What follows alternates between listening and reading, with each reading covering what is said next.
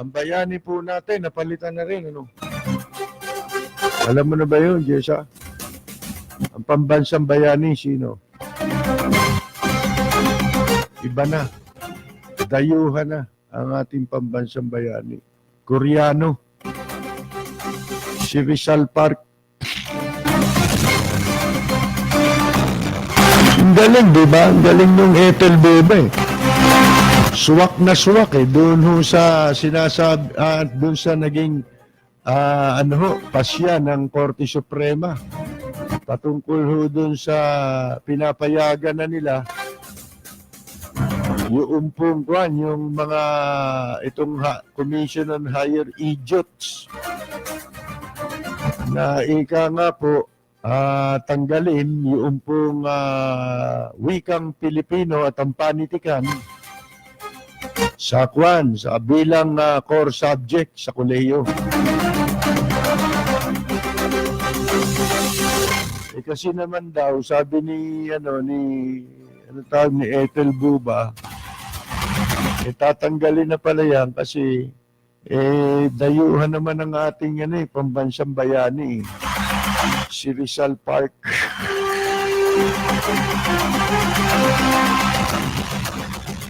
Matindi si Ethel Buba, oh. Punihirap, mga kaibigan, pag-uusapan natin, kasi nakikisaw-saw dito sa isasagawang truck holiday. Nakakala mo, umaastang presidente.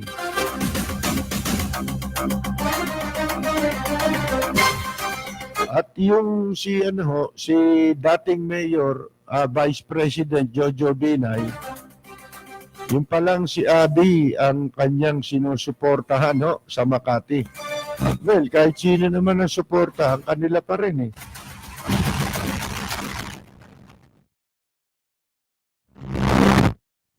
Ang isa pala sa source ng mga fake news, alam niyo ba kung sino mga kaibigan? Walang dilit iba, kundi ang kakandidatong senador, si Amy Lacson Marcos. Yan po ilan sa mga pag-uusapan natin at maya-maya may bisita tayong inaantabayanan. Balikbayan from Chicago, mga kaibigan, Chicago.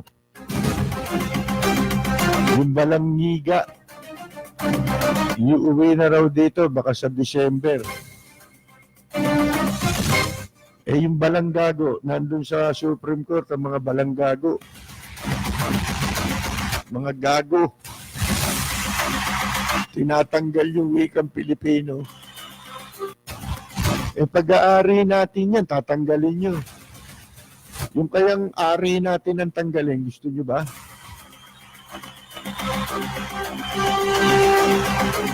Paano kung yun ang tatanggalin? Para mong tinanggal yun, di ba? Hindi ka na pakikinabangan. Kaya yung kantang papalitan na rin yung kanta ni Florante. Na ako'y isang Pinoy. Ako'y isang Chimoy.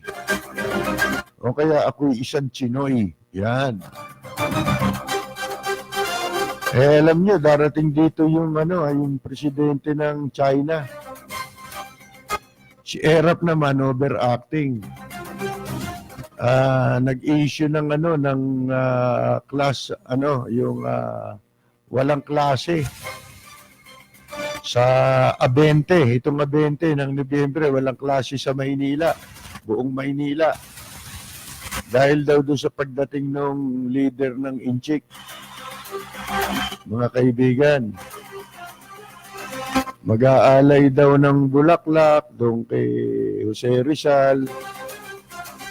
Ganon, At saka pupunta raw sa Malacanang. Kaya holiday tayo. Akala ko Chinese New Year sa February. Napaaga yata. Di ba pag Chinese New Year holiday? Napaaga eh.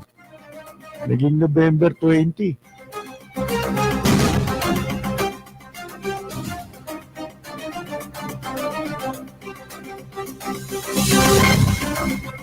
Bueno, mga kaibigan, yan po mga pag-uusapan natin. Sabi ni Ethel Buba, yan daw ang bayani pala natin. Ito, hintayin ko lang ito. Ito, mapasok na yung bisita natin. Umupo ka rito, Brad. May bisita tayo, direct from ano to, Chicago, USA. US of A.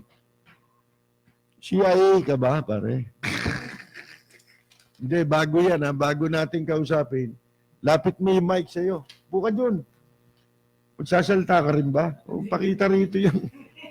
Baka ma-sensor tayo. Bawal dito yan. Hindi, biro lang. Eh kasi ito may panawagan muna tayo sa lahat ng mga nakikinig sa atin. Sa lahat ng mga nanonood. Ha? Saan man kayong lugar, ha? Dito po sa yung FB natin, streaming. Ito makinig kayo ha. Kasi po meron pa lang inilunsad ha itong itong Globe, itong kumpanya ng ng telco, 'di ba? Mga kaibigan, itong mga swapang ha ng matakaw sa monopolyo. Gusto nila. Kambing yata ito eh. Pinagli yata sa kambing yung Globe eh. Ha? Kasi monopolyo eh. Ito naman repolyo. Di ba yung kambing matakaw sa repolyo? Ngayon, kaya ho kami, ito, nilunsad nila yung gumagamit sila ng mga bayaran sa media. Alam mo na, yung jukebox, yung mga envelope mental, kung tawagin, di ba? Mga journalist daw, yan, mga kulamnis. Kukulamin ganyan di ba? Kinukulam yung gobyerno, ang ginagamit nitong mangkukulam na Globe, yung mangkukulum. Yung nagkukulum sa dyaryo tsaka sa media. Binabanatan nila yung gobyerno dyan. Kasi ayaw nila magpapasok ng ibang telco.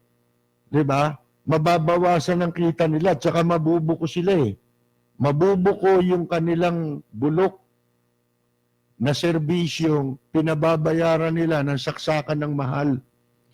Magkakaroon sila ng kompetensya, mabubuko mga pagnanakaw. May nakaw yan Ang panluloko ng mga telco rito, itong dalawang telco rito sa Pilipinas, may kasamang nakaw Nanlolo, nanakawan ka pa. Ganyan ang Globe Anak ng sumobra yata ako Kaya kami mga kaibigan, pinagbibigay alam na namin sa inyo para alam nyo na. Ayaw nilang matuloy na magkaroon ng ibang player. Yun ang totoo Hindi ba? Aminin natin at sa hindi Dahil kung merong third player na mas maganda ang serbisyo, ayaw nila na may pagpipilian. Di ba? Gusto nila monopoly. Yan ang mga oligarchs, di ba? Kung tawagin natin. Ngayon, pagka may nanira dyan, may mga naninira dyan sa pagpasok ng third telco ng gobyerno, mga kaibigan, paninira na yan Subukan nating makapasok. Maraming sinasabi yan, bawal. Hindi naman bawal For a certain period of time, para lang pinayagan na dalawa lang ang maging player. Pero hindi nililimit yan sa habang panahon. Siyempre, alam mo na, kailangan magkaroon ng pagpipilian. Pagka nagkaroon ng pagpipilian, doon lamang gumaganda ang serbisyo Di ba? Katakot-takot na panlulokong ginagawa niyang Globe na yan Yun lamang yun lamang internet, di ba? Sa bahay, ako nagkaroon yan. Pinaputol ko Lumipat ako ng iba Kasi nung una, Eh di, mabagal. Ha? Nagkaroon sila ng promo. May mga umiikot pa, may flyers pa eh. Baka ako magdadagdag pala ng konti. Medyo lalakas na ito, maganda na ito. Sasabihin kung ilan yung bilis eh. Ilang Mbps yan, di ba? Pero actually, pagka nakabitang ka na, yung first month mo lang ang maayos. Yung succeeding, nababayaran mo, nag-upgrade ka, tinaasan ng bayad, mga kaibigan, ganun din balik din sa dati. Di ba, pag nanakaw rin yun, panlilin lang. Paring Percy. Deception yan eh. O, ito, si Marlon, Nakakalungkot. galing sa Chicago to Doon po sa Amerika namin, doon sa atin. mabibilang mabibilang po sa 10 kamay namin ang telco. AT&T, T-Mobile, Sprint, at mayroon pang mga AT&T, small. meron pa pala nun. yan ang largest ngayon. Hindi, dati na yun, yung mga hinulugan ng pera, di Yeah, ba? Ameritech yun, naging AT&T. AT&T. Oo. May kwento ko sa pinakauna, mamaya Amerika. dyan. Alam mo, yeah. Okay, ngayon, padagdag ng padagdag. Oo. May mga local... Maganda na ang nun, Oo. Maganda na ang serbisyo, Yeah. Kaya, Pero nagdadagdag pa, Kaya- inaalaw, sana naman ay hindi lang third telco. The Oh. more the merrier. Yun nga ang The sinasabi better ko sa eh. consumer. Di ba may mga nagbibid? Nagre-reklamo yung iba pag hindi nila nakuha? Ba't di mo pasalihin lahat? Tama. Hindi ba? Para, siyempre, liliit nakita nitong mga walang hiya, di ba? Susubukan tao dito, di ba, sa iba. Tsak na marami magpapaputol ng connection dyan pag nagkaroon ng ibang kwan eh. Ibang player eh. Ngayon, dahil nga sa may competition, Oo. Percy, if you don't use it dito sa Pilipinas, you lose it. Minsan nawawala pa. Sa Amerika, mayroong rollover ng unused data and unused cell time. Walang yun. And text. Ang text namin dun, Walang konsumo yun, Libre. ibig sabihin. libre na. Libre na. Libre na. Ngayon, nandito. Paano yun? Sige nga. Ang Okay. text unlimited na. Ang text ngayon hindi na binabayaran halos basta meron ka ng monthly subscription. Yung post, ano yan, ano tawag mo rin? Subscription. Oo. Maski prepaid, if you don't use it, you accumulate it on the next month. Walang expiry Wala. na katulad dito. Padagdag ng padagdag kung di mo ginagamit. Naiipon lang. Oo. Pero ito ang pinakamaganda. Oo. Sa ngayon, hindi na ako kumukuha ng Smart at Oo. Globe dahil naka-roaming ako libre dahil ang aking kwan ay Sprint. Kung Oo. Sprint ka sa Pilipinas, free data and free text unlimited. Kaya nagte-text pa sa akin yung mga kaibigan ko sa Amerika. Ibig mo sabihin, libre yun? Yeah. Ha? Nakikiconnect sila Saan? sa Smart and Globe. Oo. Meron silang... Meron na silang arrangement. O, kita ninyo? Oo. Bakit yan? Hindi magawa. Kung ikaw naman ang subscriber dito, pupunta ka ron, dapat ganun din. Pwede rin. Mataas na ang bayad natin sa roaming pagka Smart and Mahal eh. Andong ka sa Japan, sa Amerika. Basta lumabas ka ng bansa. Di ba? Mataas na yung bayad dyan. Ito nga ang problema ngayon. Siyempre, gusto nila siraan ng gobyerno. Siraan itong plano ng gobyerno nga na pagpapapasok ng ibang telco. Ngayon, siyempre, ginagamit naman nila itong mga media. Media betis. Kailangan na matamis eh. Media betis eh. Mga kaibigan. Bibigyan. Yan. Mag-imbento ka ng ipaninira mo dyan, di ba? Okay, so ganito yan, kesyo ganon. Pero hindi yun ang totoo. Hindi yun ang katotohanan kung bakit nila sinasabi kung ano man ang issues na concern nila laban sa gobyerno. Kung hindi, yung kanilang kaswapangan sa negosyo. Mahirap na nga namang manloko. Di ba? Kapag may iba ng player. Hindi ba? Magagawa mo pa ba yung panloloko? Di iiwan ka na. Di ba? Kung ganyan pa rin ang serbisyo ninyo, pagkatapos may mas magandang may offer na mas mabilis, improve, ay katulad ng sinasabi nga ni Marlon, ang ganda oh. Isipin mo, pag pumunta ka ng ibang bansa, naka-line ka ba? Yeah. Yung plan. subscriber ka, di ba? Oo. Magsusubscribe ka, monthly yun sa'yo. Oo. Binabayaran mo. Pag siya pumunta ng abroad, libre na lahat. Pati internet niya, pati dito, ngayon, nagagamit Unlimited niya text. yan. Unlimited lahat. Pwede ako tawagan dito. May minimum. Oo. Mababa lang na per minute, mga 12 cents Oo. per minute.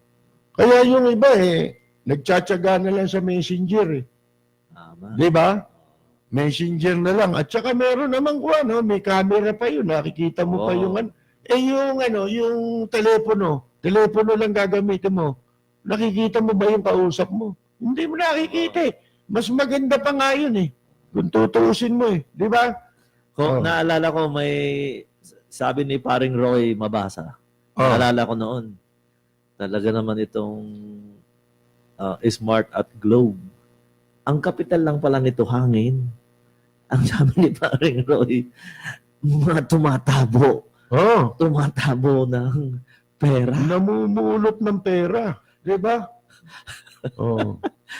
Isipin mo yan. Ang kapital, franchise sa hangin na binigay ng gobyerno. Hinahaluan pa ng panluloko. Yun ang masama Hindi ba? Mga kaibigan Sabi ko nga sa iyo, alin yung mga yan? Alam mo, kung yung mga oligarch dito na kamukha niya, yung Globe, mailalagay nila maikukulong nila sa kahon yung hangin, pababayaran sa atin Di ba? Bebenta nila sa atin yan, makakala ninyo. Sila rin yung di ba? Yung mga public utility, sila rin ang may control Mga kaibigan gusto nila yung buhay ng tao, buong buhay ng pagkatao mo, hawak na nila. Yun ang gusto mangyari nito mga to Mga kaibigan Di ba? Gagamit ka ng tubig, bayad ka sa kanila. Babayad ka ng kuryente, bayad ka sa kanila. Gagamit ka ng communication, bayad ka sa kanila. Wala kang pambayad. Putol. Patay ka. Paano ka mabubuhay? Kung wala ka niyan. Hindi ba? Mga kaibigan, paano ka maghahanap buhay? So, ang ipinaghahanap buhay mo, gusto nila, kontrolado nila. Pati nga eskwela Mag-aaral ka, sila may-ari ng eskwela Nabili na rin sila ng mga universidad. Ba? Kontrolado na nila itong mga oligarchs na ito. Kaya sa pag-aaral mo pa lang, hawak ka na nila. Hanggang sa mamatay ka. Mga kaibigan. Ngayon, pasensya na. Itong tumatawag sa atin, taga-Guam ito, nakikinig siya lagi sa atin Si Ginoong Armando Dominguez, hindi ko kayo masasagot dahil nagpo-programa ako at tumatawag po kayo sa messenger. Ngayon, eto nga may panawagan kami sa publiko. Kung meron kayong mga gustong nakikita ninyo kung ano ang problema sa telecommunication. Gumagamit kayo niyan yung cellphone. Anong mga panluloko ang ginawa sa inyo nitong Globe? Mga kaibigan, sumulat kayo sa amin o kahit sa Facebook, kahit sa Messenger, kahit sa email. Ipadala nyo rito para aksyonan namin, mga kaibigan. Yan. Dito na lang sa DCRJ. This is a DCRJ editorial. The independent common tower policy of the Duterte administration is the magic bullet that will level the playing field for the telecoms industry. DCRJ now explains it to you. Cell sites are located in towers. Tower sharing is the worldwide successful trend. It means one tower will have Globe and Smart in it, plus the third telco, plus other operators. So this means cheaper rental for Globe and Smart and the other operators, which translates to cheaper rates for the consumers. Globe and Smart do not share towers, which is costly. Both of them claim they have a total of 16,000 towers combined. But those are only roughly 8,000 locations because they don't share. Most are just duplications. Our population is 105 million people, and we only have roughly 8,000 locations. While Indonesia has 250 million people, they have 100,000 towers. The Philippines needs 50,000 towers. No wonder we have one of the worst telecom service in the whole world, even if we are the most avid texters. Globe and Smart themselves admit they have failed to build adequate towers. They blame the red tape in getting permits. While initially welcoming the common tower policy of the government, Globe is now saying it should be the independent common tower company. Their arrogant and cocky lawyer, Froilan Castelo, had the gall to say in a public forum, Globe is the most capable company to build towers, even if they have already failed. They blame the government for everything. Don't blame me. What is the real reason why Globe has failed? The reasons are that we're here. It's because they did not invest in improving their radios and services. And they don't want to build towers where there's not much business, like in the rural areas. Disregarding the service to the people, just thinking of profit. It's all about greed and control. Hule, hule. Hule, hule. Hey, Globe, shouldn't you answer to the people why even in those areas you have towers? Service is poor. We are the third slowest in the world and one of the highest internet rates. Some people say it's because you are really owned by Singapore Telecoms and that most of your profits are shipped out of the country over the years, disregarding your obligation to improve your facilities. Globe has a PR campaign to discredit the common tower policy of the government. Firstly, they say they should not be stopped from building towers. The truth is, the government guidelines say they can still build towers if the independent tower companies cannot fulfill their demand. You can't hide your light. Misinformation on the part of Globe. Secondly, they say, why limited to 2? The truth is, the government guidelines say it's only limited to 2 in the first 4 years to have an orderly quality rollout, which is what is done in other countries. If everyone can be a tower company, who will be their tenants when there are only Globe and Smart that can rent it? What Globe is proposing is in pursuance of their agenda to destroy the viability of an independent tower company. The local government units give the permits for the construction of towers. If anybody can just put up a tower company, what is to stop corrupt LGU officials from putting up their own tower companies and boxing out the competent ones? The reputable civic group, Better Broadband Alliance, backs up the government guidelines to limit the tower companies to 2 initially to assure its viability and quality rollout. The Duterte administration's independent common tower policy will level the playing field and give the third telco and other smaller operators a chance to compete with a duopoly. Send your complaints against Globe like lost loads, lost text messages, poor signal, slow internet. Send them to www.facebook.com/DZRJ810AM and we will voice your complaints on the air. The legendary Radyo Bandido strikes again. This is a DZRJ editorial.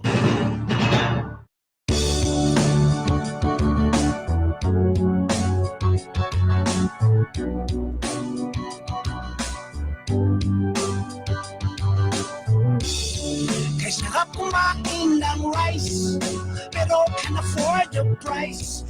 Karne, gulay at fish, gasolina, dilis, mga preso'y kakainis. Hay! Bakit ba tayo'y naghihirap? Habang ang iba'y nagpapasarap. Kahit anong sikap hanggat may mga kurap na ang business nila ay crime. Kukurakot sila doon sa left, kukurakot din doon sa right. Ang dasal ko lang, bagutin sila tonight. Kawatan ng money, money, money. Ay naku, kayo ay huling, huling, huli. Mga adik sa pera, gaman sa kwarta. Tigilan nyo na ang mag-siting-siting pagkat kayo na ay booking. Huwag galit sa pera, baka kayo makarma. Yeah, lagi na lang nagko-compromise, kahit gusto pa ng extra rice. Ang kita'y maliit, laging kapos sa budget, ako ay nabubwisit. Shit! Bakit ba tayo'y naghihirap habang ang iba'y napapasarap? Kahit anong sikap hanggat may mga kurap na ang business nila ay crime. Kukurakot sila doon sa left, kukurakot din doon sa right. Magdasal tayo, pagungutin sila tonight. Kawatan ng money.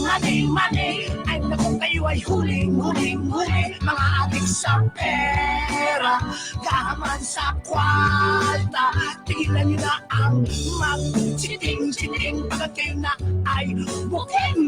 Huwag galit sa pera, baka kayo makarma. Yeah!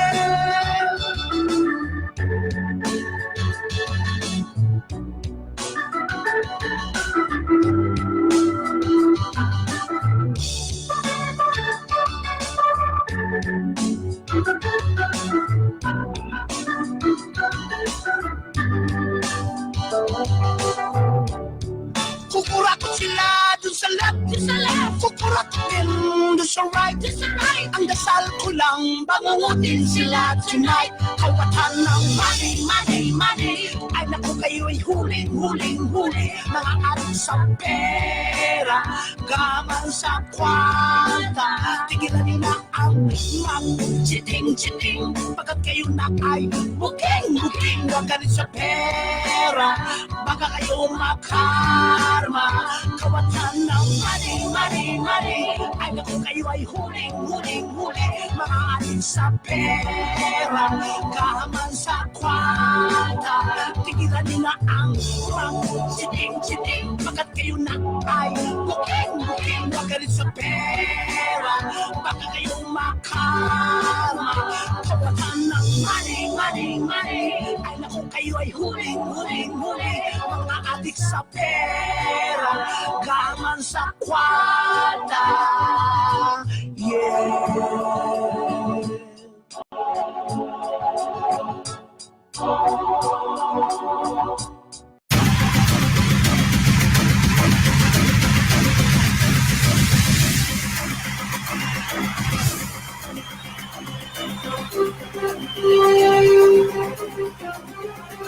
Magpapatuloy po tayo mga kaibigan yung mga complaints. Ito, meron nga nag-text kagad dito sa atin eh. Sandali, babasahin ko galing kay Ginoong Maynardo Perez Jr. Ang sabi niya, magandang gabi ka Percy. Tagapakinig niyo po ako. Kayo na pinagpupuyatan ko marinig. Ayan. Sabi niya, tama ang nasabi mo sa Globe.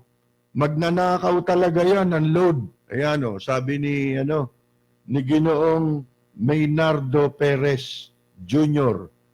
Mga kaibigan, kayo naman, kung meron kayong mga reklamo laban dyan sa Globe, pati sa cable nila, di ba?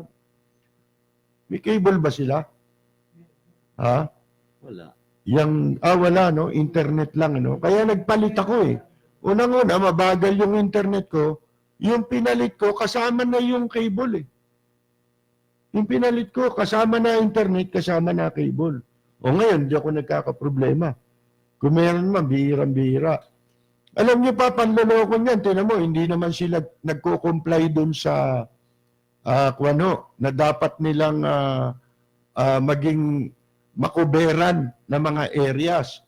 Ang katunayan meron kang lugar na pupuntahan, wala silang signal eh. Para sa inyo nagbabayad ka, bumibili ka ng load, ginagamit mo sila. Di ba? Asan yung serbisyo? Mga kaibigan, bayad lang, walang serbisyo. Ano yun? Hold up yun Hindi maganda. Mga kaibigan, kaya dapat talagang magkaroon, hindi lamang naman yan sa kwan Diyan sa communication, sa telco, hindi lang diyan. Kahit sa ibang public utilities, dapat meron ding kompetensya. Alimbawa, katulad yung mga train, di ba? Binabalak ng gobyerno, magpapatayo ng train. Dapat, payagan din yung pribado. Makapagpatayo rin yan. Pero kailangan mag-maintain ng gobyerno ng sarili niya. Katulad sa Japan. Ang daming train sa Japan. Lahat ng klaseng train. Pinakamatulin na train sa buong mundo nasa Japan. Mabilis pa sa bullet train. Yung mga bagong train ngayon. Tumatakbo ng mahigit 600 kilometers per hour. Isipin mo yun. Kung dito mo pala itatayo yun, mula dito, 1 oras, lalagpas ka pa ng Tuguegarao. Baka nandun ka na sa Batanes. Ha? Mga kaibigan. Hindi ba? 1 oras mo lang bibiyahihin. Naalala mo na mayroon kang kwento sa akin, pare ko, na Doon ka mo, nabanggit mo nga yun. ano ba yung istorya mo nung na mayroong hapon, Oh, bumaba sa NAIA, lapit ka dyan. pagbaba sa NAIA, sumakay ng taxi. Oh, Ikaw ba yung kwento nun? hindi, baka hindi ako. Ay, Ano ba nangyari ulitin sa ko. hapon? Pagbaba nung hapon, para ng taxi. Pagsakay sa taxi, sabi nung hapon, Manila Hotel. Habang tumatakbo, nakita yung MRT, LRT, malapit yan sa interchange. Sabi nung hapon, in Japan, our train is bullet train. 100 kilometers per hour. Hindi ba 100 yun? Ang mga 50. 300 kilometers. 300! Wow! Yung luma, yung sinasabi ko sa'yo. Yung luma. Ngayon, meron na sila, 600. Kaya sabi sa taxi driver, Parang aeroplano na yun. Hindi ba? very slow. Oh. In Japan, very fast. Pagdating na malapit sa Manila Hotel, nakababa na. Sabi nung Japanese, how much? Sabi nung, mahal. Sir, 2,000. May bullet train yung ano. Sabi nung, uy, taxi meter! Sir!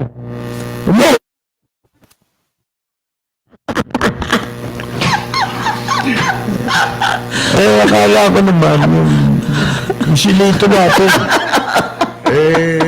Si Lito Lapid, may nakausap na mga foreigner eh.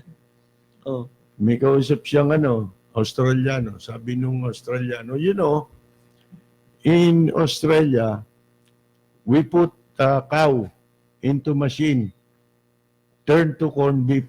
Sabi niya, diba? Giging corn beef eh. Sabi naman nung hapon, in Japan, we put tuna into machine, turn to tuna sandwich spread. Tapos sabi naman ng China, in China, we put pig into machine, turn to maling. Diba? Loko na sabi ni Lito Lapid eh. In Philippines, Philippine rabbit, go to Baguio, turn tartan.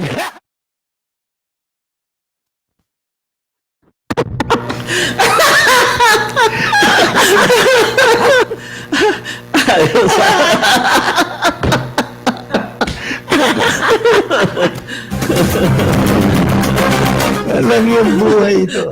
Sino ganyan ang mga leader natin? Parang yun dun sa Amerika. Di ba dun pag AT&T, di ba? May naghulog kang gano'n eh.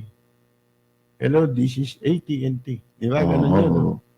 Lalo na pag kulang yung hulog mo. Kaya overseas call, di ba? Sagot yun.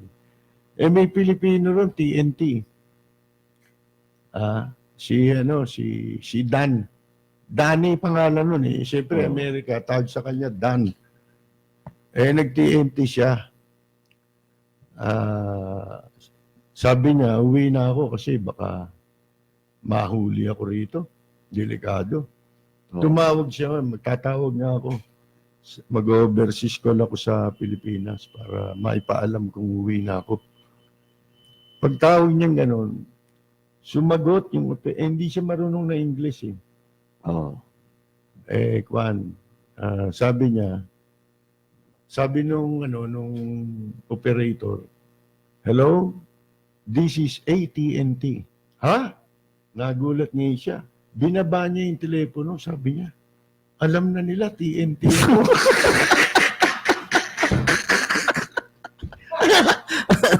Naku, kailangan magtago na ako nito. Oh. So, punta siya ng department store eh. Di ba? Magbabayad siya ngayon. Kumuha siya eh. Babayad siya rin sa kahera. Sabi ng kahera, do you have a Visa card? Sabi niya, Visa? Narin niya, Visa eh. Alam na rin dito, takbo ngayon siya rin sa CR, di ba? Napunta siya ng CR. Kwan, nagkulong siya.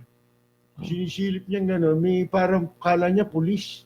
May security guard parang pulis, di ba? Oh. Ang tagal niya. Kinatok siya nung guard. Egoy pa eh. Sabi sa kanya, are you done? Sabi, kilala na ako.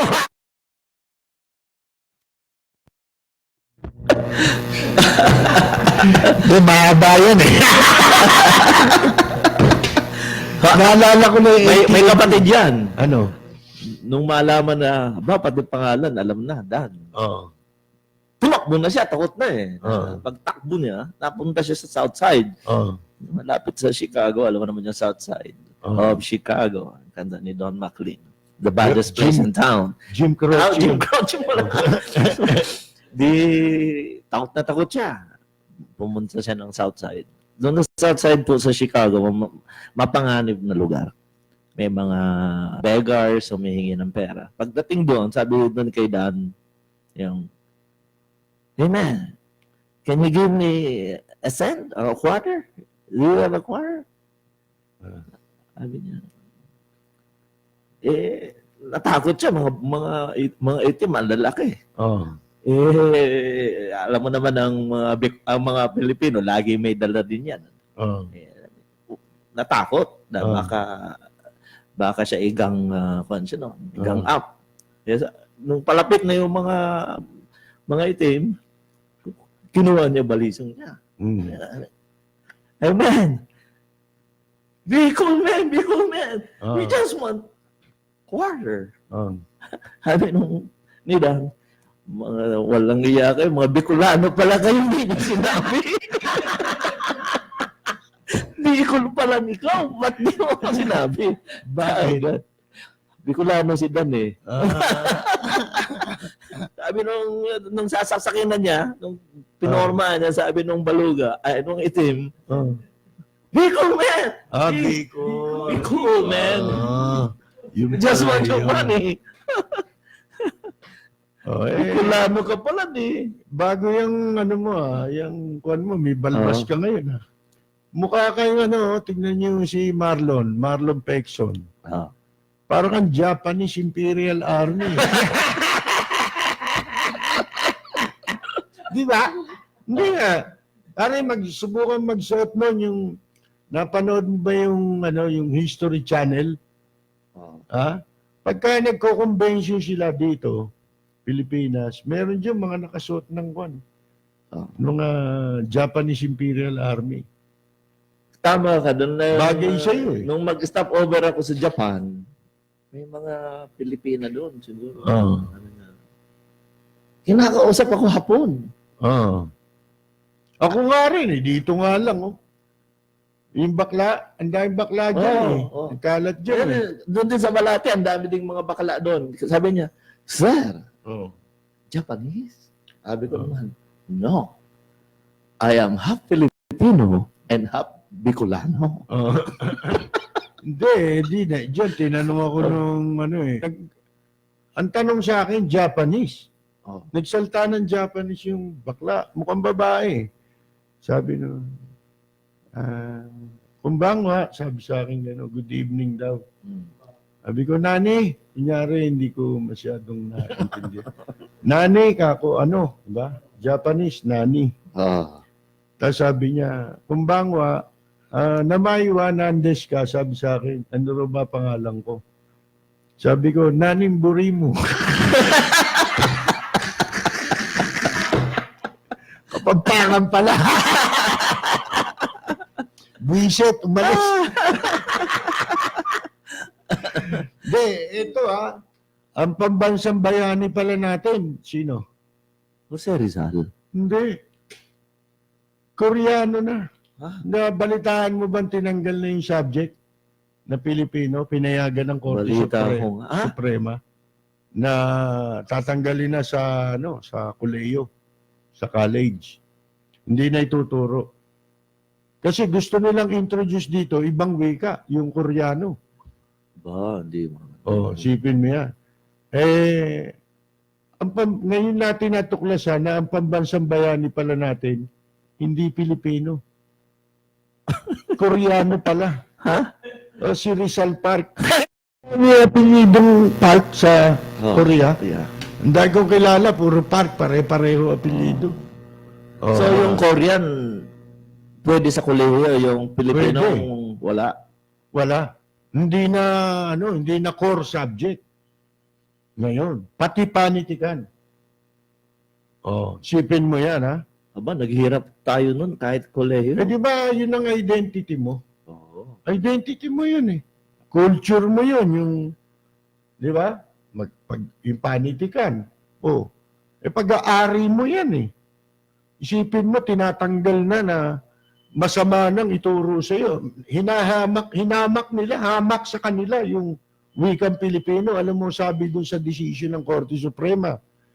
Kaya niya, yung wikang Pilipino, walang kabuluhan yan, para sa pambansang ekonomiya. Isipin mo, di ibig sabihin, sagabal pa pala itong Tagalog para sa kanila. Para sa mga maestrado ng Korte Suprema. Isipin mo yan. Hindi, dapat alam mo kung ngayon nabuhay sila Rizal, baka yan ang pagmulan ng revolusyon, Hindi ba sabi ni Dr. Jose Rizal, ang di magmahal sa sariling wika, kung matinik ay malalim. Di magmahal sa sariling wika, higit pa ang amoy. Sa malansang isda. Ayan. Alam na alam yan kahit bata. Di ba? Diyan nga tayo nagkaroon ng pundasyon para matutunan nating mahalin ang bansa natin, di ba? Yan ang mga nagpakilala sa atin, yung mga sinabi ng mga bayani, lalo na ni Dr. Jose Rizal, di ba? Si Rizal, ang daming wika alam niyan. Sumusulat nga, Kastila, di ba? Nakagawa ng libro, Kastila, Di ba? Isipin mo. Pero ipinagbilin niya. Di ba? Ang kahalagahan ng pagmamahal sa sariling wika. Tama. Isipin mo yan. Ganong katalino si Dr. Jose Rizal. Itong mga maestrado, akala mo hindi nag-aral ng Pilipino Subject. Mga kaibigan. Kasi palibasa, wala silang interest doon.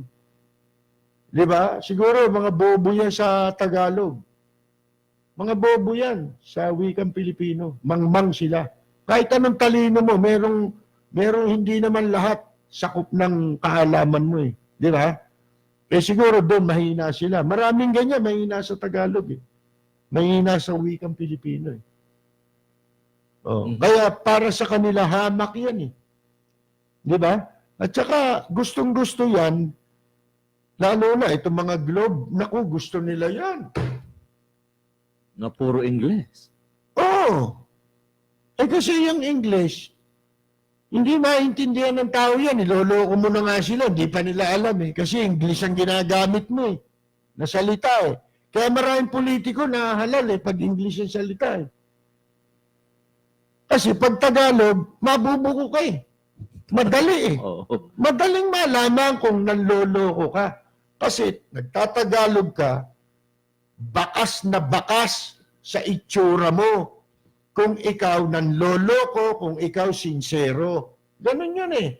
Di ba? Kaya nga natin pinanonood ang mga politiko pag nagtatalumpati yan eh. Kay English yan, kay lalo na kung Tagalog. Oh, dahil para makilatis mo eh. Ito ba nagsasabi ng totoo itong walang yan to? Mga pinagsasabi ba nito, tutuparin ito? Di ba? Mhm. Oh, kita ninyo si Lacson nung araw. Bisaya yun ha. Ilonggo si Lacson, di ba? Naging alkalde ng lungsod ng Maynila. Bakit gustong-gusto ng tao yun? Kasi Tagalog ang ginagamit eh. Sa kanyang talumpati, sa madla. Kaya kahit saan siya magpunta, sinusundan siya ng tao. Ganon din si Duterte, di ba? Bakit siya nagustuhan ng tao? Kahit Bisaya siya, sa Tagalog siya nagsasalita. Tama. Madaling makarelate. Ang tingin sa kanya ng mga humahanga sa kanya, napakasinsero mong tao. Yan ang magpapakita sa iyo kung ikaw ay nagsasabi ka ng totoo o hindi. Tinan mo yung mga nagsasalitaan ng English. Naalala ko pala pare, sabi ni Senador J.B. Ejercito Estrada ba yun? Pasensya na po kayo. Hindi po namin nabasa yung trend doon. Hindi namin alam na ganyan palang epekto. Kita mo na. Hindi, kunyari lang Hindi yan. pala nila na English Kunyari kasi. lang yan. Hindi, kunyari lang yan kasi eleksyon. Eh, nakita mo naman ang idinulot ng train law rito sa atin. Oo, grabe. Di ba? Pinabagsak ang kabuhayan ng taong bayan. Tinanggal mo nga yan. Alam mo, nung umpisa pa lang, di pinatupad, pinirmahan ni Presidente, tinalakay ko rito. Epekto ng train, sinulat ko sa column ko, lalaganap ang kahirapan. Ha? Kasi yung epekto, tinanggal mo nga yung income tax na binabayaran ng mga nasa bracket na maliliit. Lalamunin ng mayaman eh. Mhm. Yung buwis eh. Hindi naman mapupunta sa gobyerno eh. Yung kinokolektang buwis dati ng gobyerno sa mga low-income earners na income tax nila na binabayaran, doon, yun ang nagpapasok ng pera sa gobyerno eh. Marami yun eh. Di ba? Yung mayayaman, marami nga yan. Pero ilan sa kanila nagbabayad ng totoo? Hindi ba? 2,000 Oo. na. Inalis ngayon ng gobyerno yun. Ipinataw yung siyempre, itong mga negosyante, serbisyo at saka produkto, tumaas. Dahil sila ang pinagbabayad ng train. Yung ibabayad nila, dito ngayon nila kukunin. Babawiin sa atin. Babawi. Sinabi na natin yan eh. The following day nga, gumawa pa tayo ng satire dito sa programa ko. Natatandaan niyo yan kung nakikinig kayo. Ano yun? Sabi ko ba, malaki maitutulong ng train. Ha? Sipin mo, lulusog ka riyan eh. Gagandang kalusugan mo riyan. Magpapaganda yan ng kalusugan. Dahil ang unang babanata ng train, yung mga produkto na may asukal. Soft drink. Nagtaasan yan eh. Soft drink. Hindi ba alam masama sa katawan yan? Natulungan ka ng train. Dahil mahal na. Di ba? Okay. Kasi hindi ka nabibili. Wala ka ng pambili. Manghihinayang ka na. Eh, lahat naman ng bilihin, tataas yan eh. Ngayon, dati, kuwang ka, sumasakay ka, di ba? Ng bus. Oh. Eh, dati, yung may sasakyan ka, malaki matitipid mo na. Huwag ka nang gumamit ng sasakyan. Di nakatipid ka, anong gagawin mo? Eh, sumakay ka ng bus. Mag-trend. Ang daming tao, siksikan eh. Agahan mo gising. Kung pangumaga ka, alas 4 pa lang, lumakad ka na. Di maga pa, gising ka na. Sabi nga, early bird. Catches the worm. Oo. Di ba? Oh. Ngayon, edi may connecting yung sasakyan mo eh. May connecting pa yon. maglakad ka na lang. May exercise pa. Lulusog ka ngayon. Pag pauwi ka naman, di syempre, rush hour yan. Puno mga jeep. Mhm. Ba? Sumabit ka na lang, makakalibre ka pa. Pwede ka magpalusot. Di ba? Ganun yan mga epekto. Tinuro ko eh. Huwag ka na rin gagamit ng kuryente. Di ba? Kumagat na dilim, patayin mo agad ang ilaw. Matulog ka na. Ha? Kasi maga ka magigising para magising ka na maga. Huwag ka masyadong maliligo. Masama yan paliligo ng magasto sa tubig yan. Mahal. Mahal pa naman maningil yan. Lalo ngayon, tataas nila yan dahil train law. Siyempre, service yan eh. Tataas lahat yan. Tataas ang bayad sa doktor.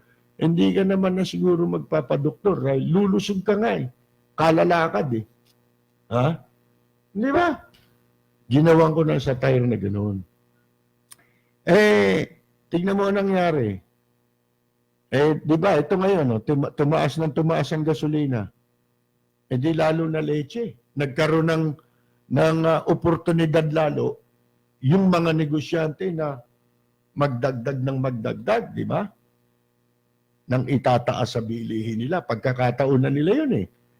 Bawat pagkakataon, sinasakmal yan eh. Di ba? Di itaasa na ngayon. Palibasa, walang kontrol ang gobyerno o walang proteksyon ng gobyerno para sa mamamayan. Hindi ka mukha ng panahon ni Marcos. Panahon ni Marcos, meron tayong... Price control law. Hindi yun. Sa gasolina, hindi tayo... Buong mundo, di ba? Tumaas ang buong mundo. Tumaas ang oil products, di ba? Sa buong mundo yan eh. Pero bukod tangi, sa Pilipinas lang apektado pamumuhay na nagtaasa ng presyo ng bilihin. Dito lang eh. Sinabi nga sa akin ng mga nagpupunta sa ibang bansa na kaibigan natin eh. Galing ako niya ng isang araw sa ganon. Ganon din yung presyo eh. Nung araw pa ganon eh. Buwan-buwan ako nandyan. Halos twice a month nandyan ako. Yun din yung bilihin eh. Mataas din dun yung gasolina. Ba't hindi apektado yung tao? Yun.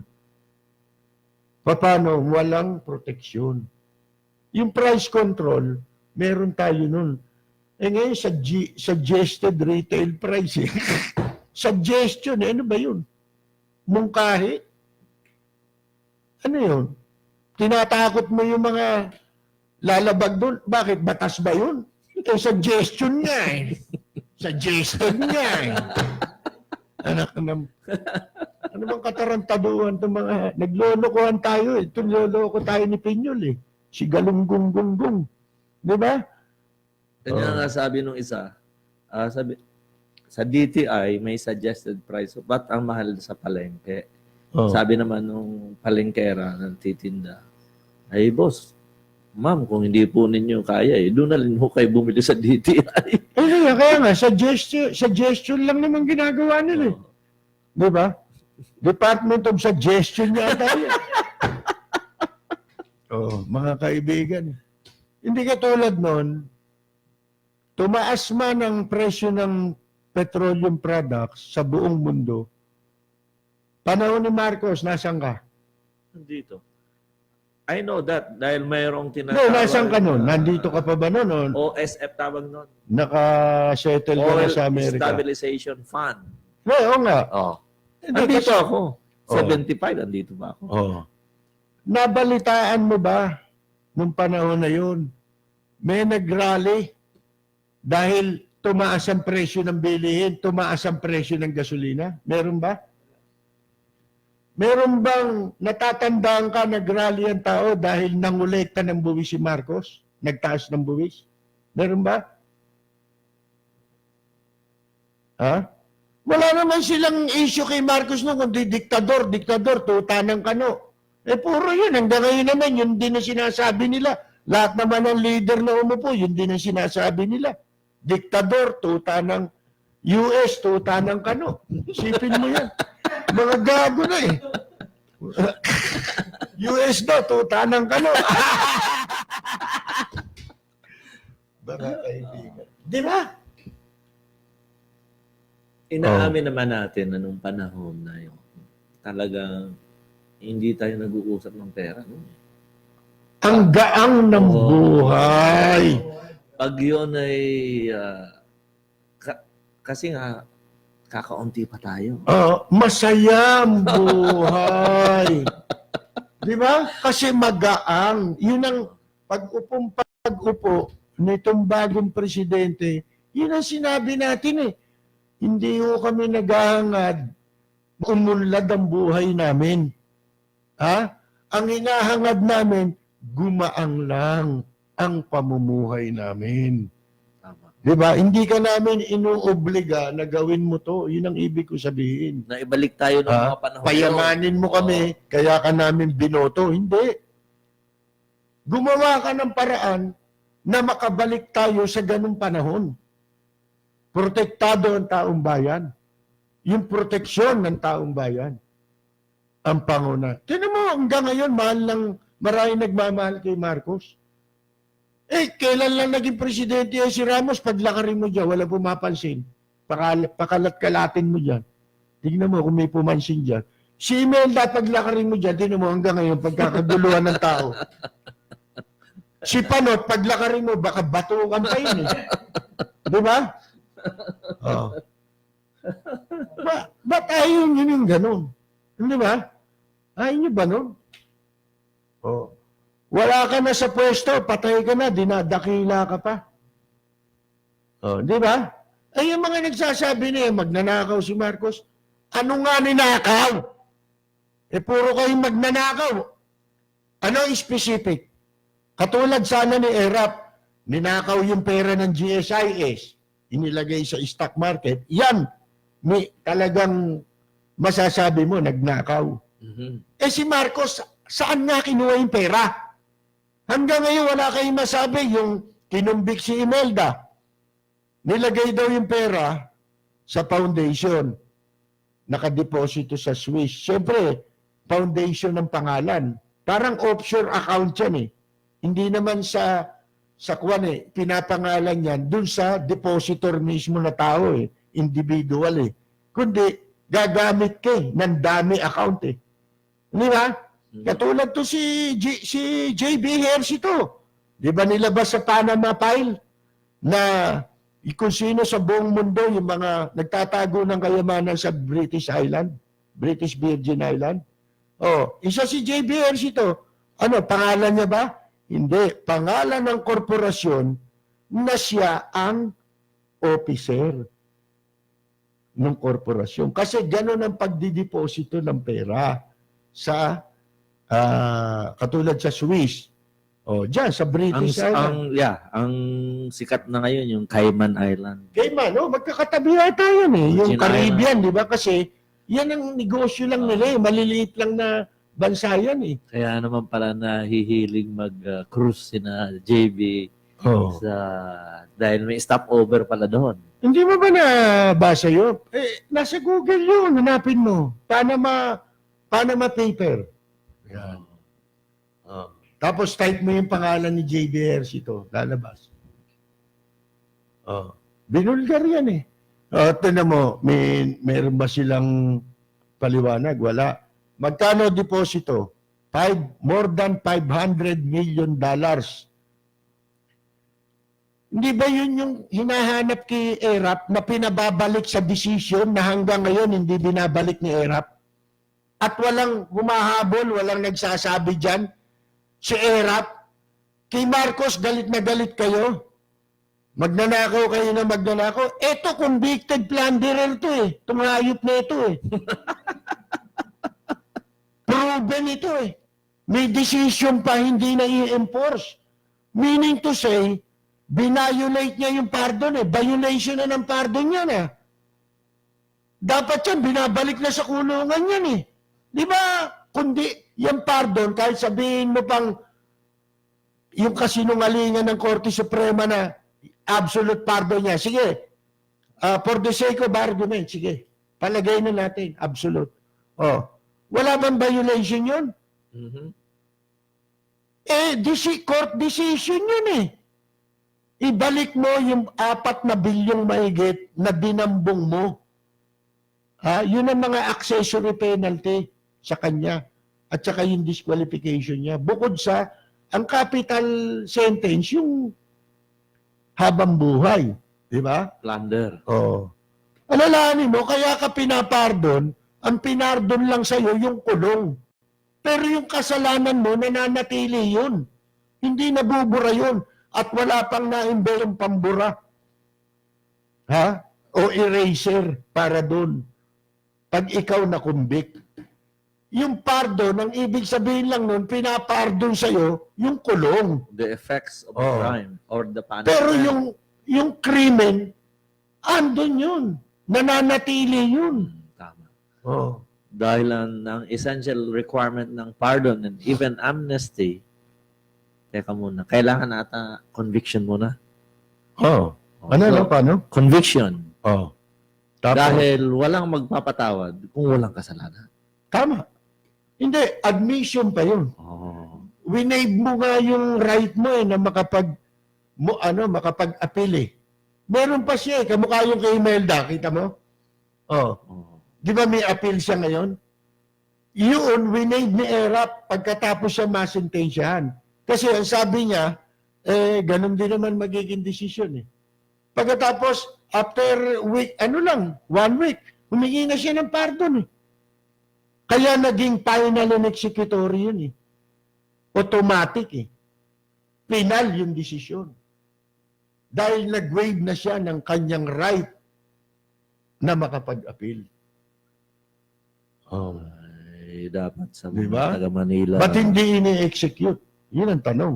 Yung kay Imelda, ganito. Oh, naglagay daw sa foundation. Deposit. Natuntun daw nila. Ayos sa kanila, hindi naman natin alam kung ano yung mga ginamit nila riyan. Nililipat-lipat. Pero wala na sila masalakab eh. Ngayon, ang sabi nga ito sinabi ko na noon eh, ano nga ang specific na agency ng gobyerno ang pinagnakawan ni Marcos? Wala naman sila masabi. Di ba, pag nagnakaw kami, pinagkunang ka? Paano mo kinuha yung pera? May sinasabi silang pera si Marcos, katulad nun, hinabol na nila, bakit yung ba sinasabing ninakaw? Saan ninakaw yun kung ninakaw yun? O, yun ang tanong. Ha? Ay wala eh. At saka si Imelda, eto hindi nila binabanggit ha, may batas eh. Si Imelda, protektado na ng batas yan. Tarantado yung mga maestrado ng Sandigan Bayan, walang yaya, mga extortionist yan eh. Di ba yan yung tinatawag? Si Era pa nga tumawag sa kanila. Lahat kayo, mga hoodlums and robes kayo eh. Di ba? Oh. Natandaan nyo ba yun? Oh, di ba? May batas na. 80 na, 90, anong taon yan? 98 ba? Pinasa yung batas. Right to speedy trial. Ilang taon na yan? 20 years. More than 20, magte-30 years yan. Oh. Asa na yung protection ni Imelda bilang akusado doon sa right to speedy trial? Ba't hindi nyo ginamit kay Imelda? Bakit dito sa mga walang hiya, marami na silang inabsuelto, mga magnanakaw sa gobyerno? Ha? Inabsuelto nila, sunod-sunod dyan. Nasa internet, basahin mo. Alam mo kung ano ang grounds. Ginawang template ng mga walang hiya. Inordinate delay. Yan. Yan yung right to speedy trial. Ina-apply nila, wala pang 7 taon, wala pang 10 taon yung kaso. Ba't dito sa kasong ito hindi na-i-apply? Di ba ignorance of the law yan? Dapat ang kasuhan dyan, yung mga maestrado na umatol kay Imelda. Hindi nyo ba nalalaman yun? Kayo yung inuutusan dun sa batas na ipatupad dyan? Oh. Kailangan siguruhin ninyo na protektado ang karapatan ng mga akusado dyan sa tinatawag na speedy trial. Ha?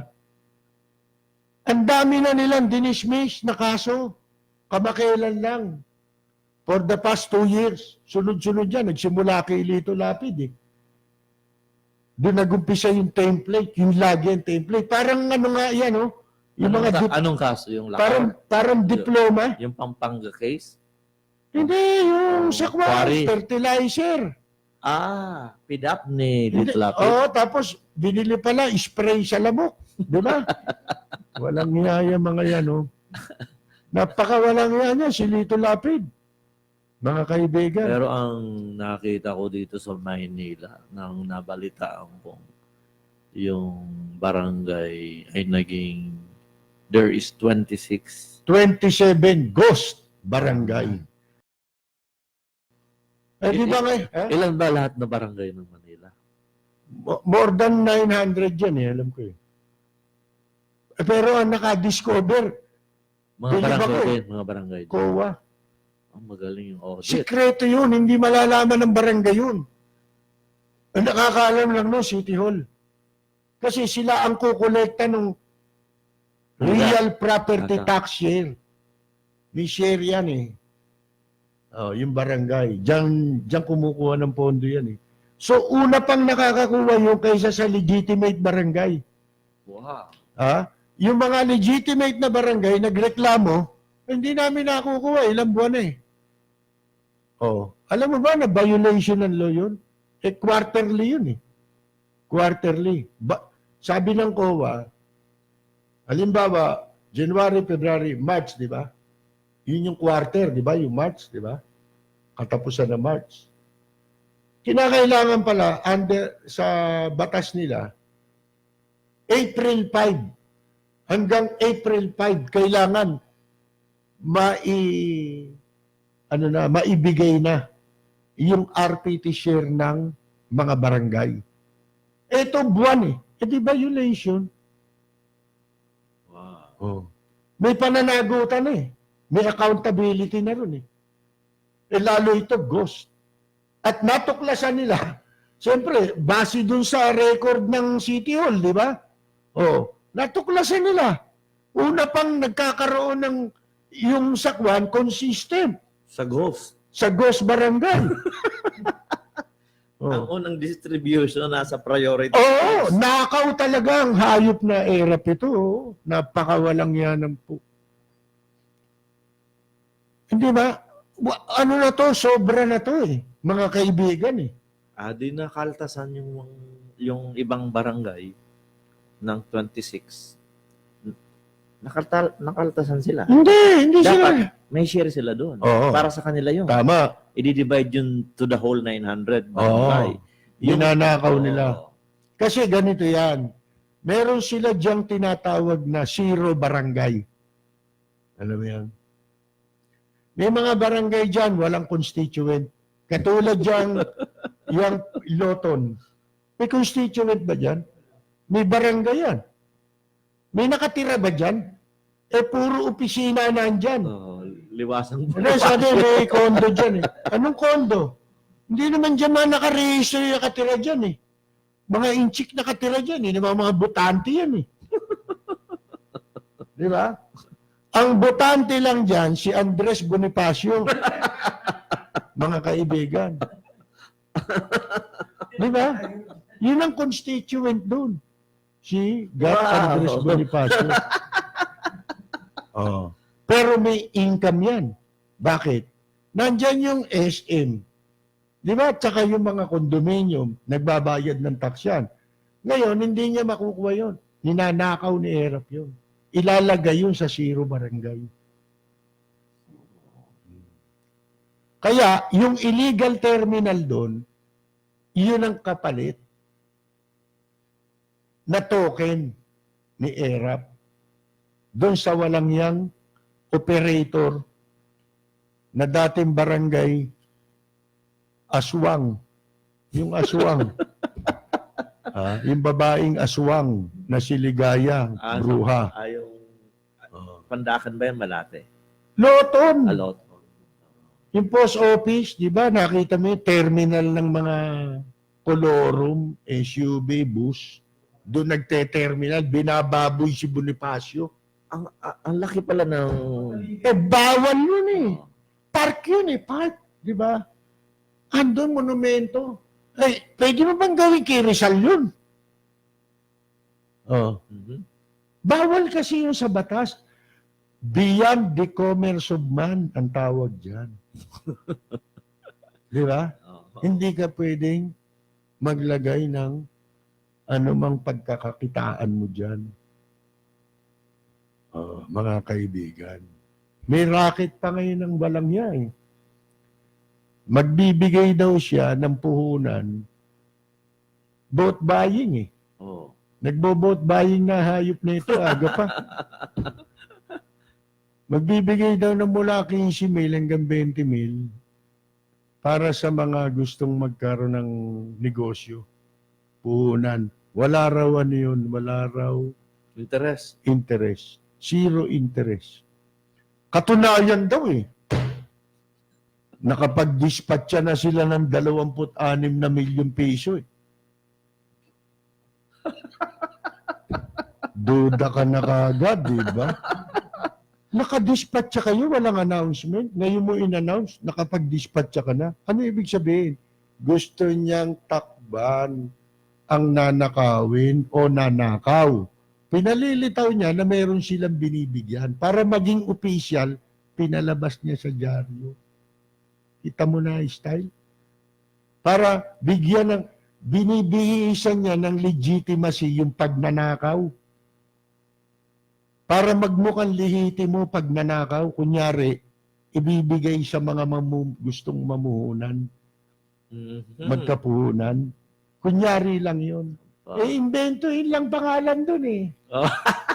Di ba? Ganun nga yung ghost employee, di ba? Ini-invento lang yung pangalan, tapos ikukolekta mo na ng sweldo, di ba? Anong kahayupan yan, Erap? Napakawalang nga mo, ang babaw. Kahit hindi accountant, alam na yan. Halata.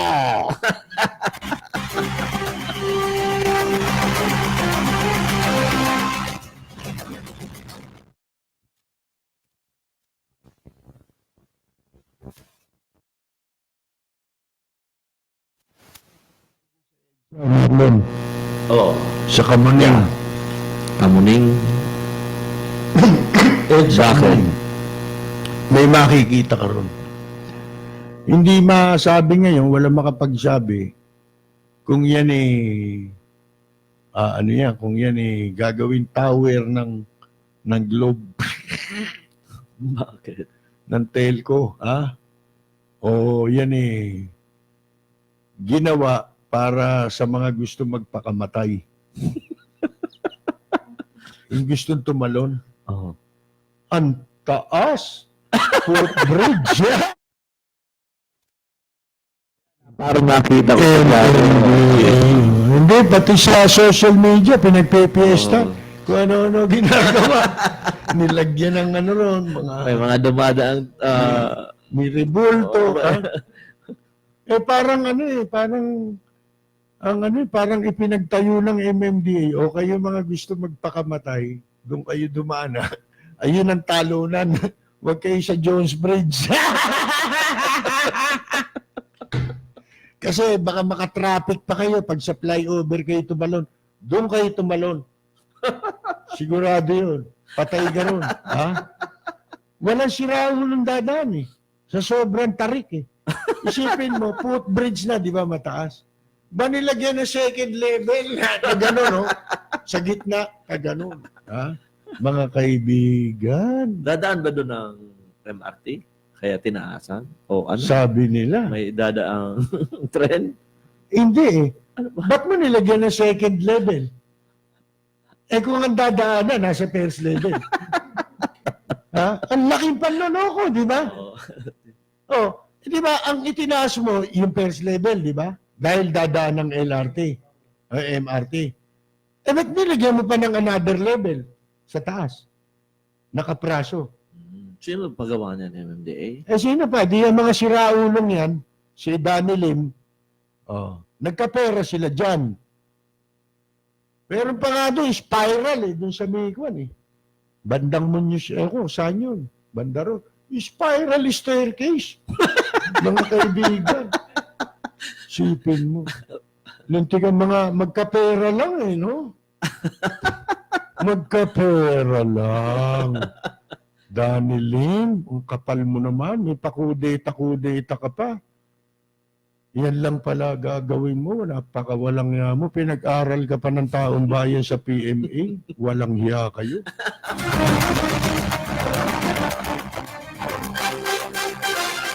Buong buhay nyo, sinandal nyo na sa taong bayan, tapos di na kayo nahiya. Ha? Di ba? Nag-aaral pa lang kayo, binubuhay na kayo ng mamamayan. Pagpasok nyo pa lang sa PMA, tapos ganyan ang paggagawin mo. Ginawa mo na nga sa customs yan O, di ba? Mga kaibigan, lintik to si... Dati, Pinoy yan Di ba? Kaya nakalaya yan kay Pinoy, di ba? Tsaka si Latrillanes. Magkakasama yan Nung nagkudeta, ang grupo nila Magdalo. Ito si Danny Lim, nung malagay sa custom, alam mo, nag-iba Alam mo kung ano na? Magdala. Magdala kang pera. Ha? Dalahan naman yung mga smuggler, di ba? Si Magdala. Kasama natin si Marlon Pexon ng Chicago, mga kaibigan. Babalitaan niya tayo ron. Ano ba ang kwento ron sa Chicago? Maraming salamat, paring Percy. Magandang gabi po sa lahat ng mga nakikinig. Kay paring Percy, alam namin na kayo'y nasa buong mundo, hindi lang dito sa Pilipinas, at kayo po'y nakikinig sa isa sa pinaka-inaabangang palatuntunang radyo komentaryo sa Amerika at maging sa Middle East, sa Japan, Hong Kong. At kaluguran naming nakadaop ang palad ko ngayon si paring Percy. Ang mga balita kung maiinit sa Amerika ay ang pagbabalik ng Balingaga Bells na sa kasalukuyan ngayon in transit na at nasa Philadelphia for restoration, cleaning, and proper packaging. Yan pong Balingaga Bells will now rendezvous. 3 pong Balingaga Bells yan. Yung dalawa nasa Wyoming, ginawang war loot or war trophy ng mga Americans in 1901 ata yun. Ngayon, yung isa pa pong bell ay nasa military base ng Korea.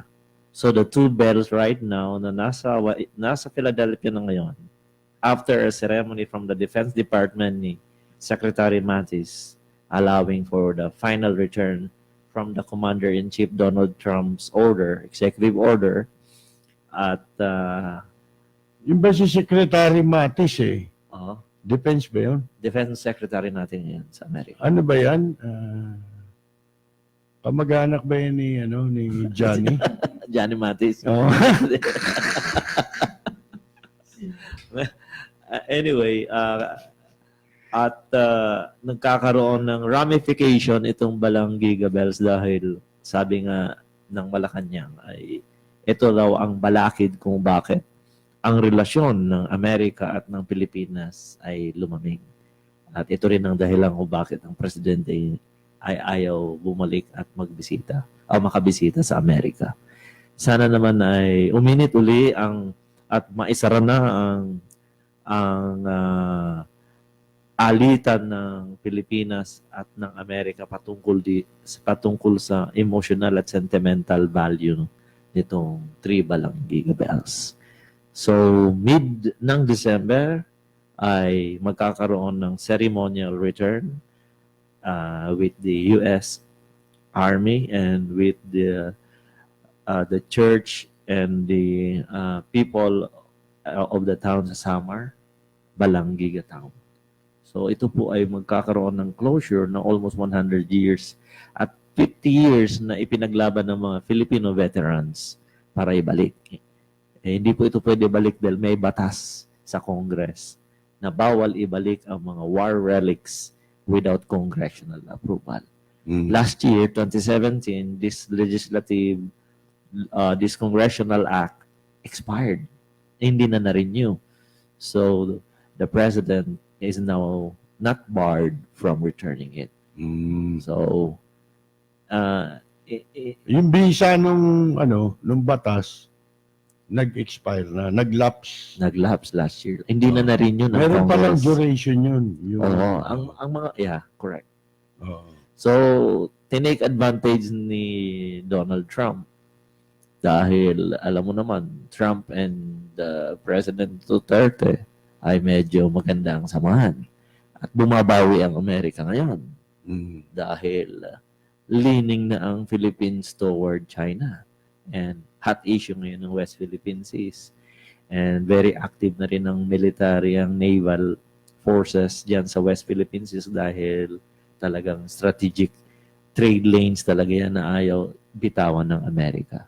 Yan ang magiging hot at tinatawag sa strategic international studies is the powder keg. Madalit sabi, away ng Amerika, hidwaan ng Amerika at China.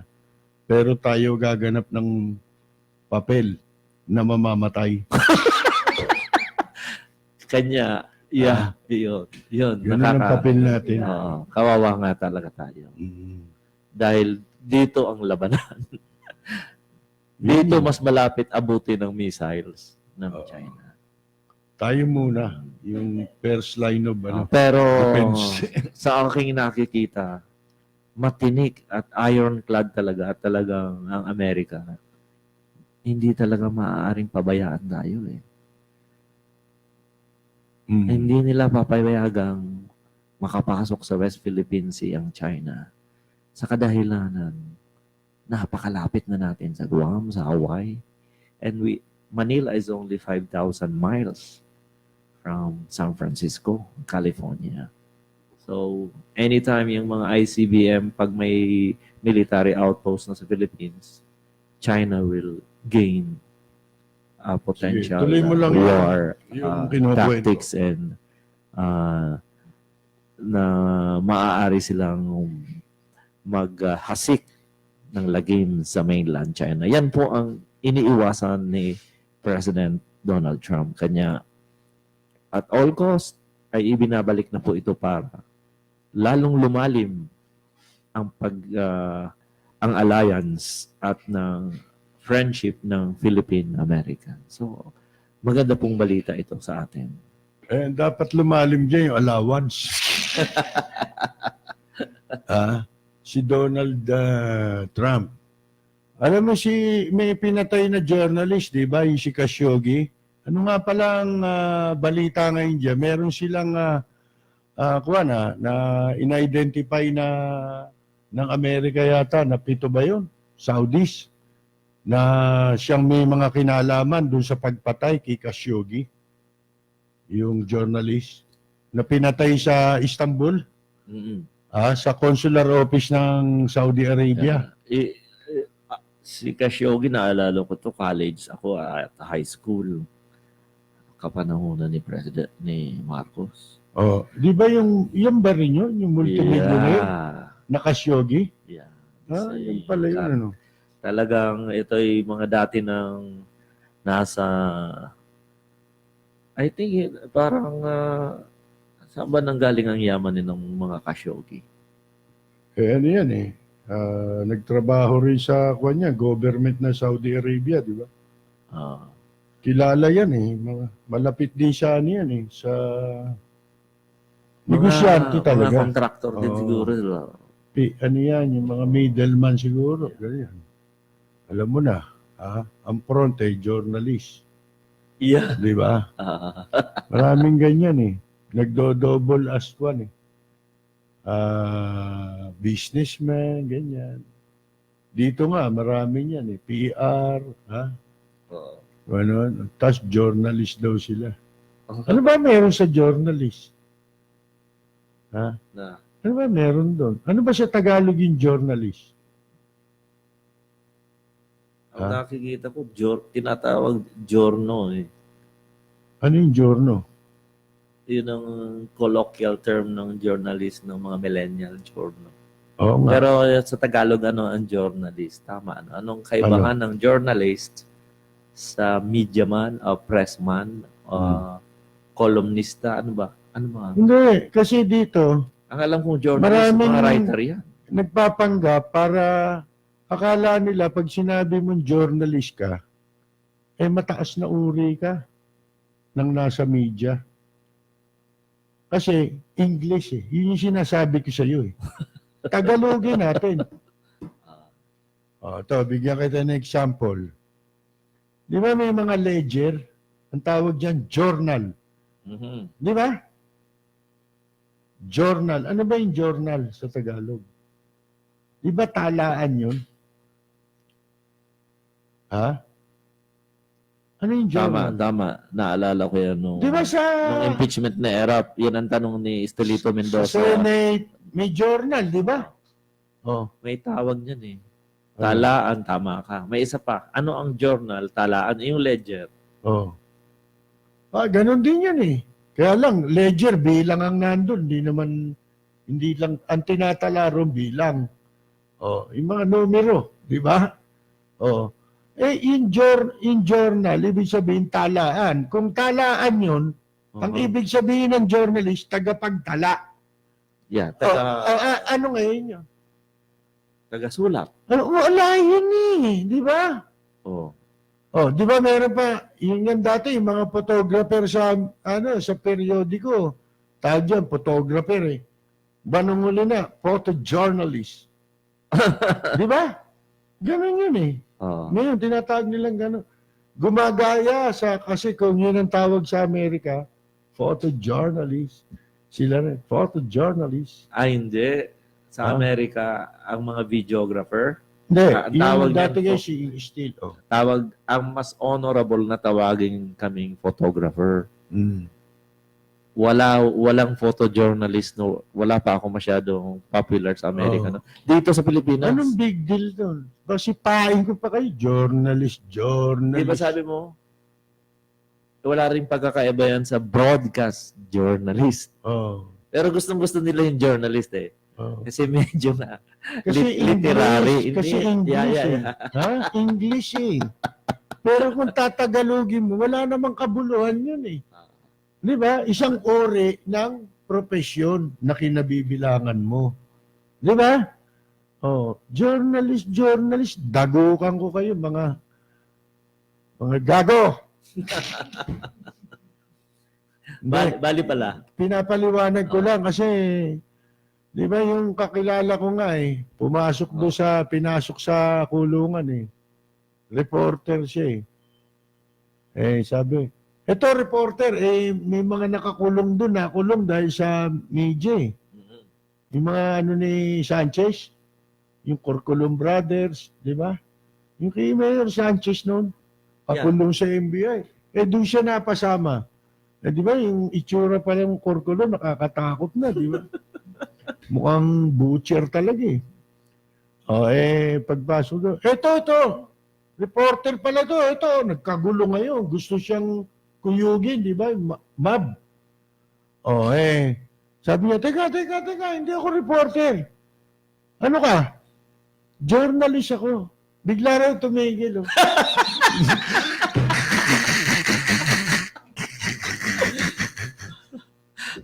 Biglang tumigil yung gulo. Ha? Bakit? Journalist ka ba? Napakasama naman ng Yung din mga gago, naloko niya ngayon yung mga gago, di ba? Journalist pala to. Naalala ko tuloy pare ko nung ako yung nagpa-aeroplano dito from Chicago. Ibig sabihin ko, reporter ka, journalist ka. Na. Kung nasa media ka, journalist ka. Yeah. Ikaw din ata nag-istorya nito. Si Erap sumakay sa aeroplano. Aeroplano? Oo. Ngayon, hindi pa siya noon presidente. Si Ramos pa nun. Parang vice pa lang. Oh. Nasanay na pagka nasakay siya, business class or first class. Mm. Nasanay. yung palang nabili sa kanyang ticket ay hindi naman first class. Doon sa economy ata siya. Oh. Ngayon, kabang-kaba yung stewardess na paano ka kausapin si presidente na si Erap na hindi siya doon nakaupo. Hindi, ganito yan. Meron, sumakay si Erap sa Air France. Oh. Eh di siyempre, mga Frances yung mga stewardess, di ba? Mga French. Ano nangyari? Oh. Eh, pagsakay niya, di pupunta siya CR. Eh, nakatayo yung stewardess, di ba? Sa dadaanan niya, papunta siya. Comfort room, sabi niya gano'n. Doon sa stewardess. Sabi nung stewardess, oui, monsieur. Sabi, no. Not we. Oo.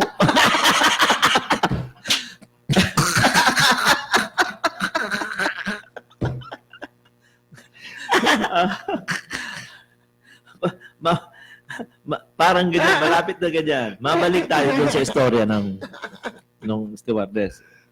Hindi nakaupo si Erap sa first class. Hindi naman siya dapat doon. Dapat nasa economy ata o business class. Kinausap ng stewardess. Dahil sila yung, sir, can I see your ticket? Sabi kay Erap, sir, I'm very sorry, sir.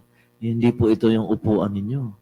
Ang upuan nyo, sir, doon sa likod, doon po kayo sa economy. Sabi nila, hindi. Dito ako. Dito lagi ako. Pag ako nagta-travel, vice president pa lang siya eh. Di, nagka-commotion yung mga stewardess. At nagagalit sa Erap, ayaw pumunta sa economy. Ang ginawa, sabi ng stewardess, nalaman ng kapitan, hindi aalis ang eroplano dahil nagkakagulo. Sabi ng kapitan, ganun ba ang problema? Sabi ng kapitan, don't worry. I know how to handle this situation. Let me speak to the vice president. Kinausap naglayuan yung mga stewardess. Yung kinausap ng kapitan, biglang tumayo sa Erap at napapunta doon sa likod. Hindi na sa first class. Tapos pagdating nung kapitan sa mga stewardess, sabi, sir, ang galing ninyo. Paano nyo na-convince si Erap na lumipat doon? Ang hirap namin kausapin. Sabi, ali kayo dito. Sabi ko kay Erap, sir, saan ba kayo pupunta? Ay, pupunta kami sa Singapore. Alam niyo kung paano ko napatayo? Sabi nung kapitan. Sabi niya kay Erap, sir, pasensya na kayo, sir. Eto, hindi ko ito pa Singapore. Pumunta ko ito ng Japan. Doon mo sa Singapore. Sabi ni Erap, ay, ganun mo.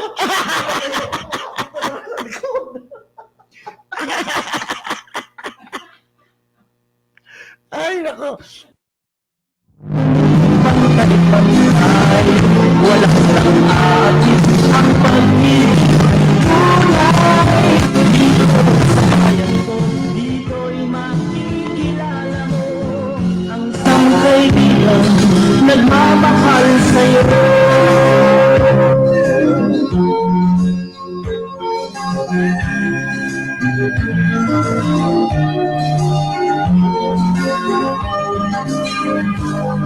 Ang bayan ko'y punong-puno ng yaman.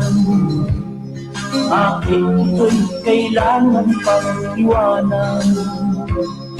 Hindi nga anong sarap mabuhay ng buong ganap. Sa bayan mo, sumapit lang yaong wakas. Dito sa bayan ko, lahat kami pantay-pantay.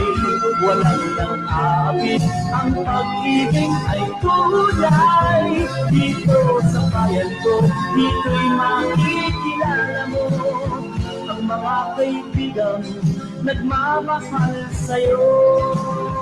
Dito sa bayan ko, lahat kami pantay-pantay. Walang nang-apit, ang pag-ibig ay tunay. Dito sa bayan ko, dito'y makikilala mo ang isang kaibigan, ang mga kaibigan, ang bawat kaibigan na totoong tao.